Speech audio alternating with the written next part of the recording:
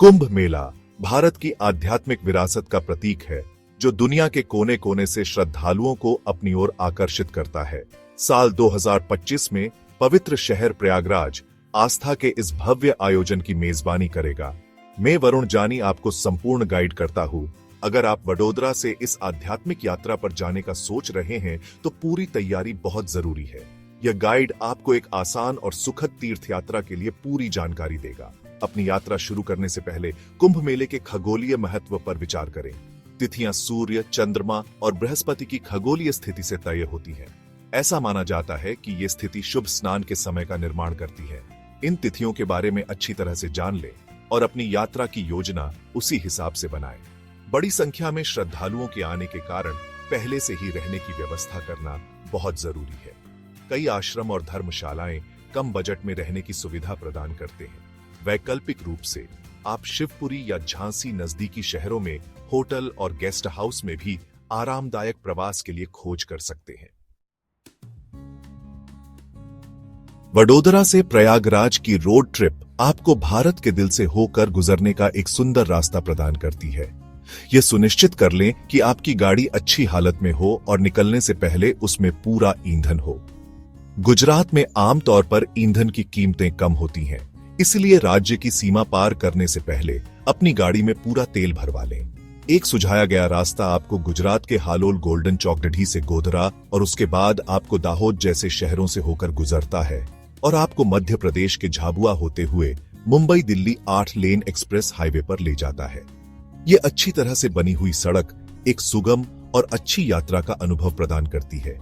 वास्तविक समय में ट्रैफिक की स्थिति के बारे में अपडेट रहने और भीड़ भाड़ वाले क्षेत्रों से बचने के लिए गूगल मैप्स जैसे नेविगेशन ऐप्स का उपयोग करें। जैसे ही आप मध्य प्रदेश से होकर गुजरते हैं, परिदृश्य एक सुरम्य ग्रामीण इलाके में बदल जाता है।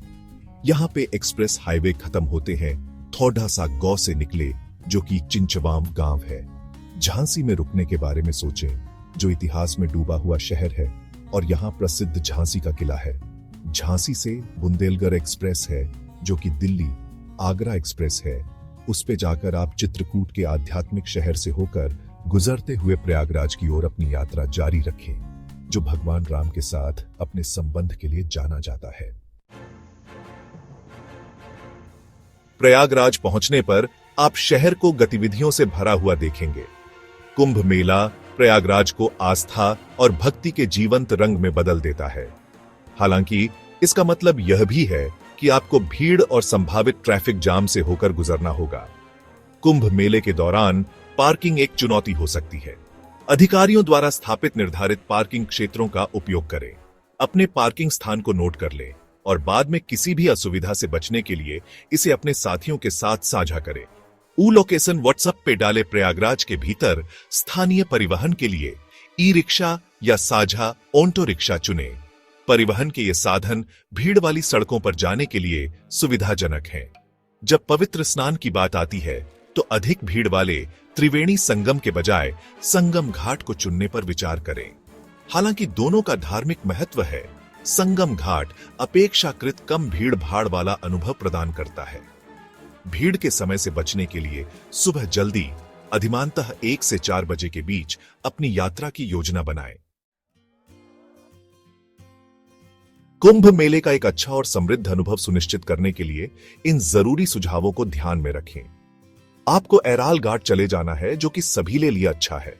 वहां पे आपको उसी घाट पे जहां पे संगम घाट हो वहां पे ही स्नान कर लेना है। वहां पे आपको नाव भी मिलेगा जो कि आपको सेक्टर 26 यानी कि 26 से मिलेगा। उसे भाव ताल करवा के आप त्रिवेणी संगम जा सकते हैं। आपको एक चीज का ध्यान रखना है कि आपको रात को यानी कि सुबह को जल्दी 4 बजे पागत जाना है और जो घाट मिले वही स्नान करना है। आपको पानी की बोतल अपने साथ रखकर और जब भी संभव हो तो उसे भरकर खुद को हाइड्रेटेड रखें। कुंभ मेले के दौरान खाने पीने के स्टॉल और विक्रेता बहुतायत में होते हैं जो कई तरह के व्यंजन पेश करते हैं। हालांकि अपने साथ कुछ सूखे नाश्ते और फल ले जाना उचित है, खासकर यदि आपके खाने पीने पर प्रतिबंध है।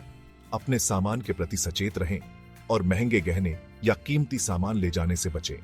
कुंभ मेला संस्कृतियों और परंपराओं का संगम है। वहां पे हर संगम घाट में त्रिवेणी संगम का पानी आता है। वहां पे 3 पुल भी है जो कि 1 किलोमीटर की दूरी पे है। आप उससे भी त्रिवेणी संगम जा सकते हैं। बच्चों के साथ और वधुओं को अनुरोध है कि सर संगम घाट पे ही स्नान कर ले, वह अच्छा है। दूसरा जूसी घाट है जहां पे अखड्डे और बाबा रहते हैं, पर वहां पे भी भगत रहती है। उसके बाद आप बनारस और अयोध्या होके आ सकते हैं। सबको अनुरोध है कि एक बार कुंभ में जरूर जाए। हर घर कुंभ का नाराज साकार करे, सभ्य कपड़े पहने और अपने व्यवहार के प्रति सचेत रहे, खासकर पवित्र स्थानों पर। अंत में कुंभ मेले की भावना को खुले मन और दयालु हृदय से अपनाएं। अगर परेशानी हो तो हमें समार्क करें। यह अनुभव केवल रस्मों के बारे में नहीं है, बल्कि साथी भक्तों से जुड़ने और आस्था की शक्ति को देखने के बारे में भी है।